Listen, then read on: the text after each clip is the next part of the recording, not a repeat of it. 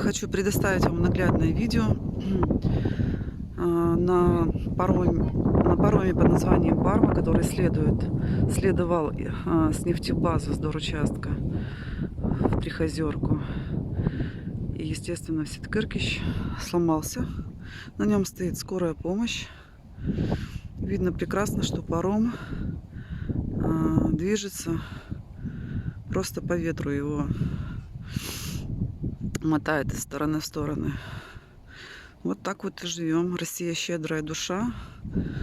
Люди ждут медицинской помощи, а медицинская помощь сама нуждается в помощи. Я не знаю, какие аргументы нужны еще администрации города, чтобы зареченские поселки нуждались в своевременной помощи пожарных, скорой и полиции. Вот, пожалуйста, наглядный пример.